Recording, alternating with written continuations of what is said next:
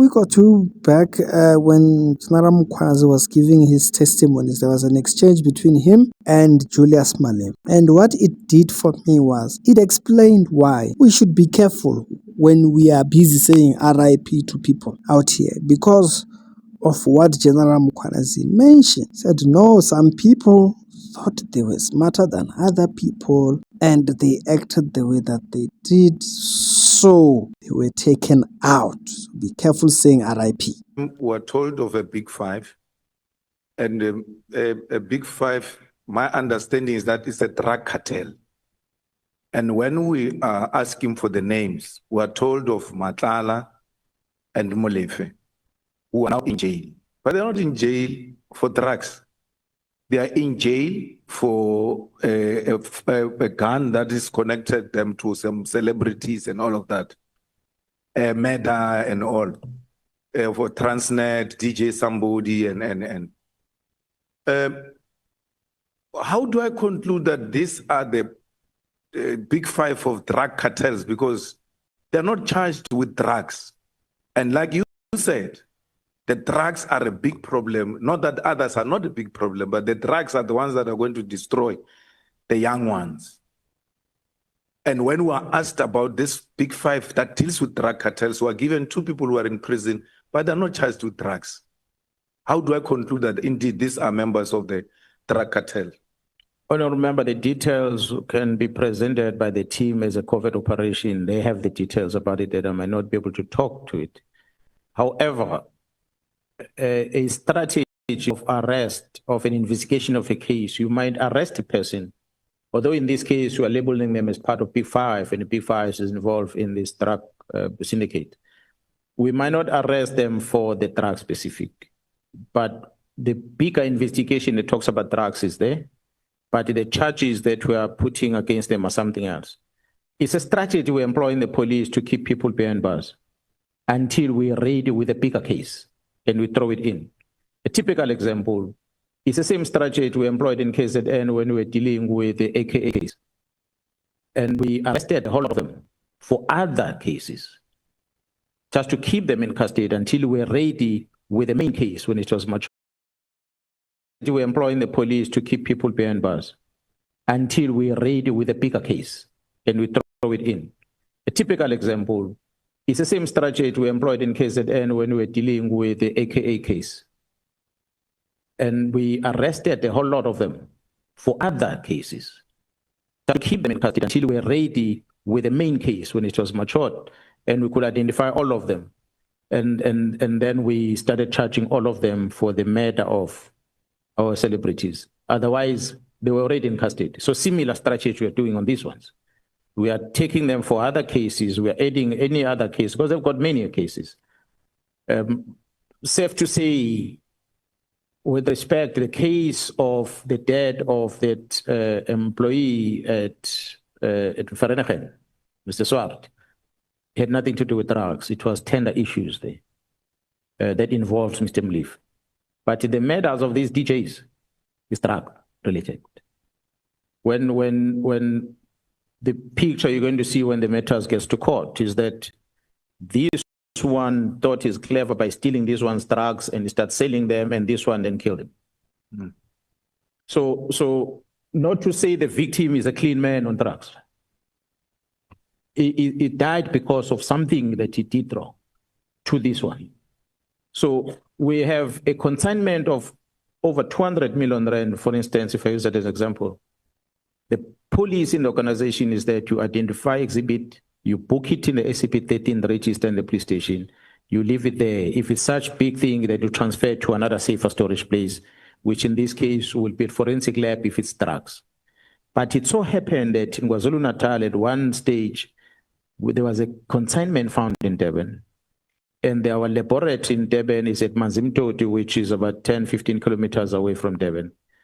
And it did not have a facility to keep such consignment of drugs. And the next place where we take these drugs to is Pretoria, where we keep these drugs in the bigger storages. But it so happened that case that the drugs were entered into the SCP-13 register of a police station, booked out the same time, and transported south of KZN to Port Shepstone.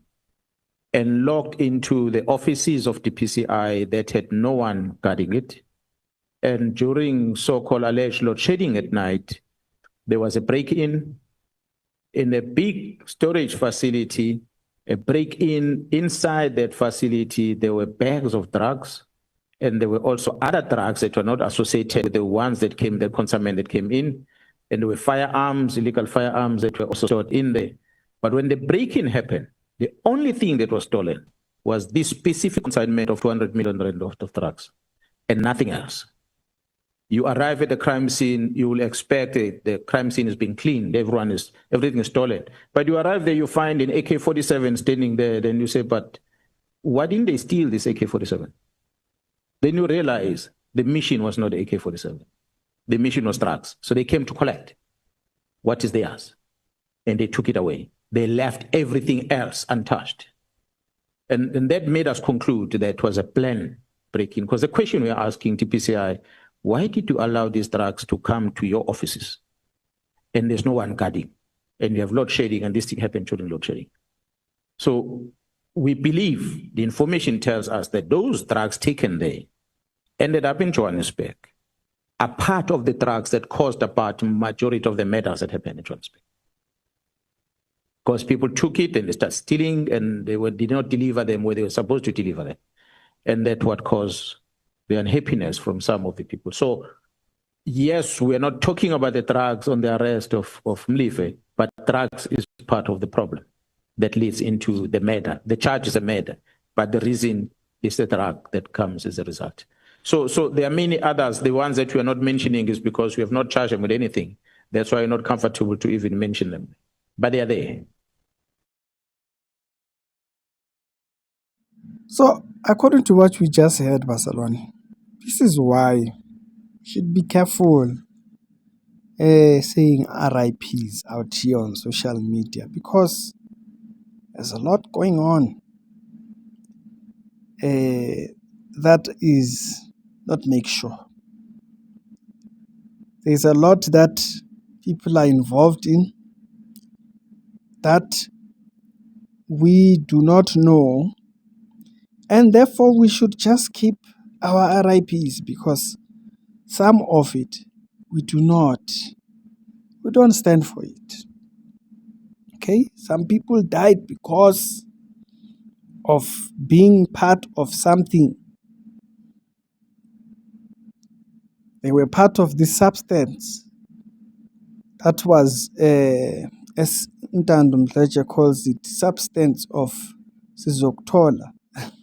Sizokuthola substance.